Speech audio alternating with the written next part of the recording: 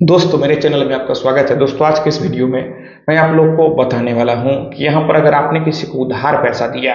और वह व्यक्ति आपको चेक दिया था, चेक इसलिए दिया था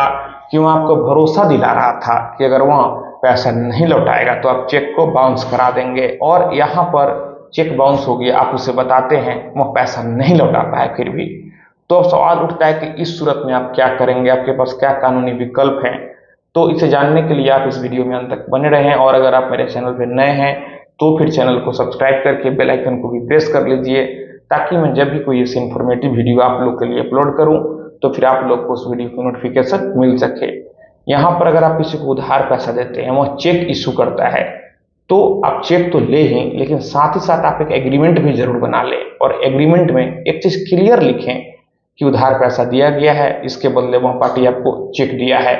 और अगर कल को वह चेक बाउंस हो जाता है तो आपके पास अधिकार है कि आपको चेक को बाउंस करा के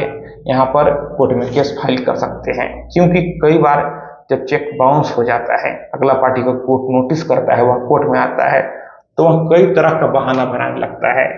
वह टॉपिक से कोर्ट को भटकाता है। तो अगर एग्रीमेंट में यह चीज क्लियर लिखा रहेगा कि उधार पैसा देने के बदले ही चेक दिया गया है, तो वह बहाना नहीं बना सकता है। तो आप यह करें, और अगर अब यहाँ पर चेक बाउंस हो गया है तो आप पहले उसे कॉल करके बता सकते हैं, ऐसे उसे पता तो चल ही जाता है। और इसके बावजूद भी अगर वह पैसा नहीं लौटाए तो आपको बिना देरी किए हुए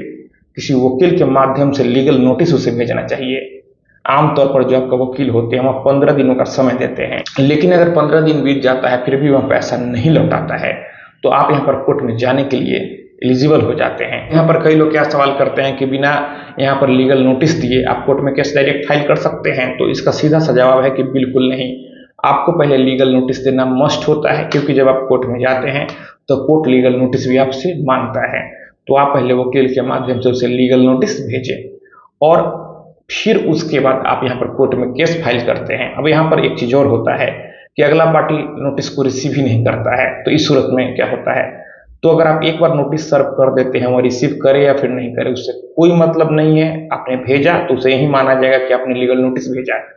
उसके बाद कोर्ट में यहाँ पर आप केस फाइल करते हैं, फिर कोर्ट उसे नोटिस जारी करता है, और अगर वह कोर्ट को हल्के में लेता है तो उसके खिलाफ वारंट जारी होता है, फिर पुलिस गिरफ्तार करके उसे कोर्ट में पेश करती है, और चेक का जितना अमाउंट था उसका दोगुना अमाउंट, और साथ ही साथ 2 वर्ष की जेल भी उसे हो सकता है। तो यहाँ पर आप किसी को चेक इशू करते हैं और अगर वह बाउंस हो जाता है तो आपको उसे हल्के में कभी नहीं लेना चाहिए, और अगर आप विक्टिम हैं तो आप पहले लीगल नोटिस भेजें, फिर भी अगर पैसा नहीं लौटाए तो आप कोर्ट में चले जाएं।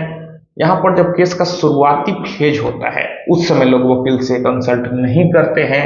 जिस वजह से उनका केस कमजोर पड़ जाता है और उन्हें खामियाजा भुगतना पड़ता है।